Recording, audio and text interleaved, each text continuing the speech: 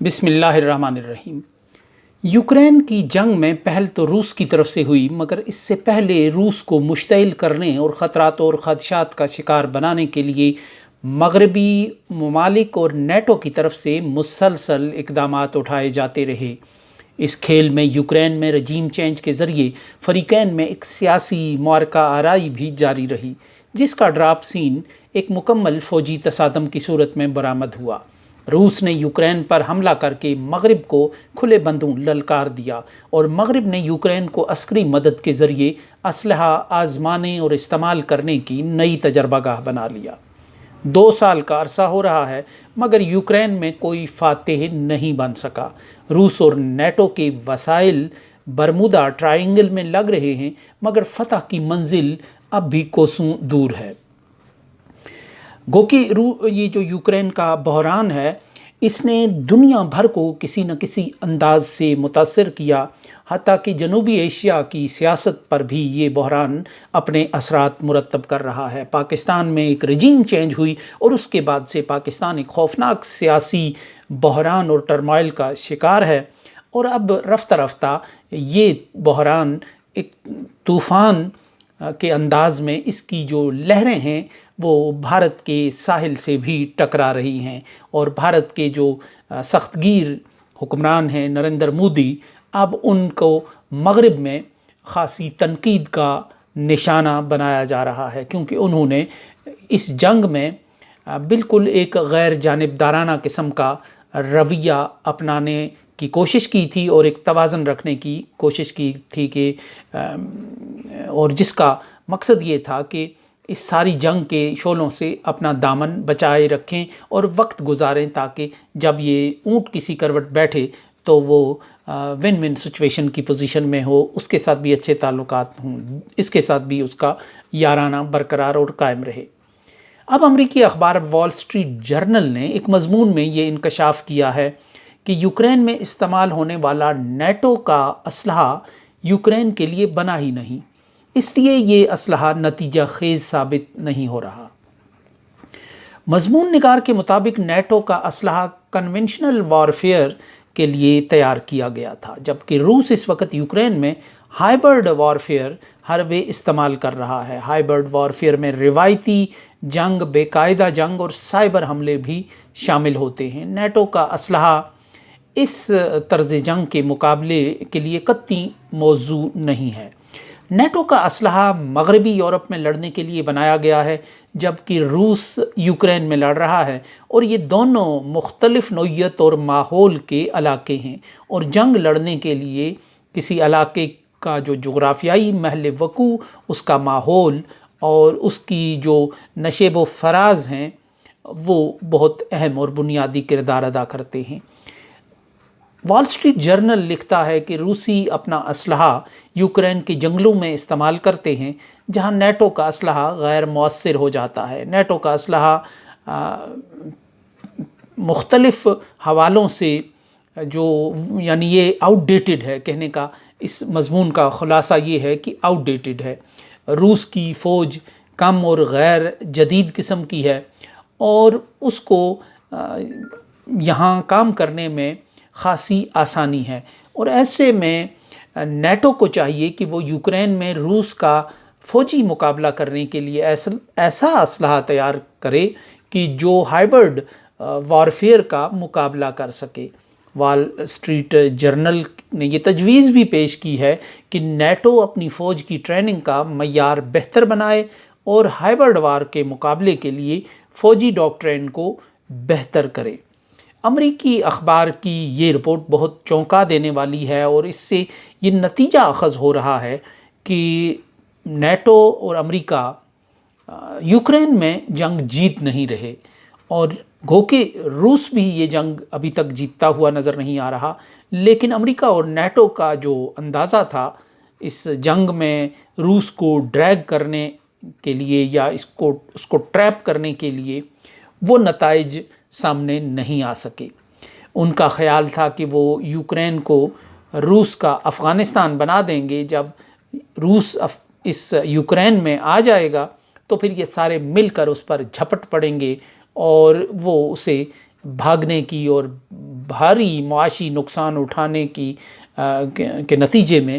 اس کی معیشت لرز کر رہ جائے گی اور بالآخر اسے بہت کچھ گنوا کر ہی وہاں سے واپس جانا پڑے گا۔ دوسری تھیوری یہ تھی کہ یوکرین آپریشن بہت قلیل المیعاد ہوگا اور اقتصادی پابندیاں روس کو یوکرین کو چھوڑ چھاڑ کر جانے پر مجبور کریں گی۔ یوں لگتا ہے کہ 2 سال کی اس جنگ میں مغرب اپنی پوری قوت کے باوجود یہ مقاصد حاصل نہیں کر سکا اور روس خطے کے چند اہم ممالک ایران، بھارت، چین اور وسطی ایشیائی ریاستوں کے ذریعے اقتصادی پابندیوں کو غیر مؤثر بنا چکا ہے، اور تیل کی قیمتوں کے معاملے میں سعودی عرب نے بھی مغرب کی ڈکٹیشن قبول نہ کر کے عملی طور پر مشکل لمحوں میں روسی معیشت کی مدد کی۔ اس کے ساتھ ہی روس اس جنگ کی جو کوریج کر رہا ہے اس میں یوکرینی فوج کا نقصان بہت زیادہ دکھایا جا رہا ہے۔ ٹویٹر پہ اب جو مواد اپلوڈ کیا جا رہا ہے اس میں روس بہت ٹارگٹ اورینٹڈ کارروائیاں کر رہا ہے کہ یوکرین کے جو یورپ کے بنے ہوئے ٹینک ہیں ان کو تباہ کیا جا رہا ہے بڑے پیمانے پہ،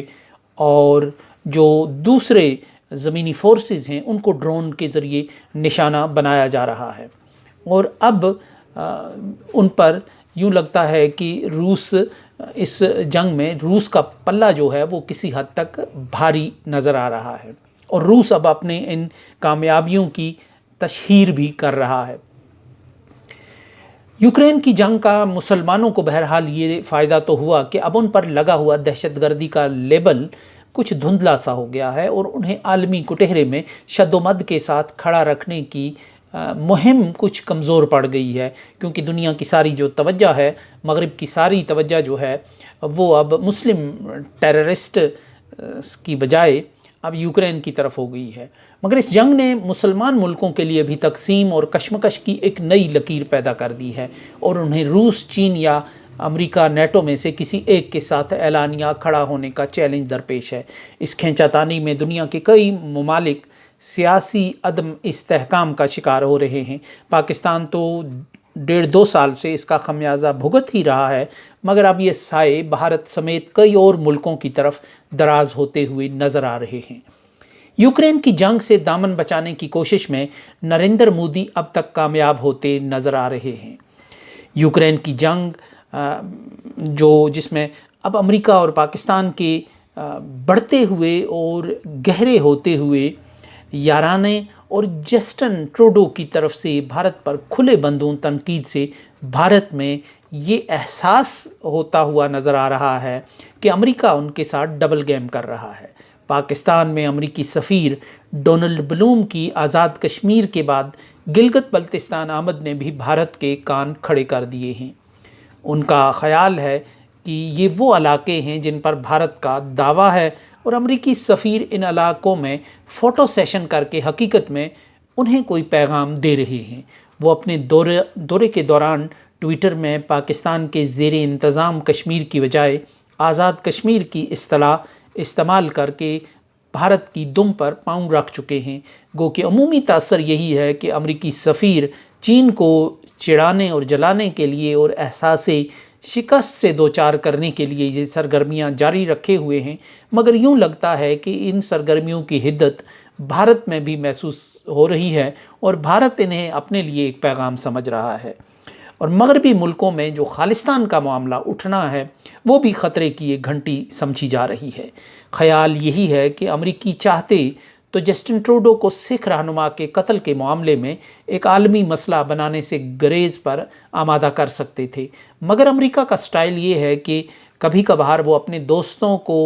اپنی بجائے کسی دوسرے دوست کے ذریعے ہی زچ کرتا ہے۔ پاکستان کا پر ایک بار یہ لمحہ اس وقت آیا تھا کہ جب برطانیہ کے ایک نوجوان وزیر اعظم نے دورہ بھارت میں پاکستان کو دہشت گردوں کا سرپرست اور دہشت گردی برآمد کرنے والا ملک کہہ کر زچ کیا تھا۔ یہ وہ وقت تھا جب امریکہ اور نیٹو افغانستان میں جنگ ہار رہے تھے، اور امریکی نجی محفلوں میں پاکستان پر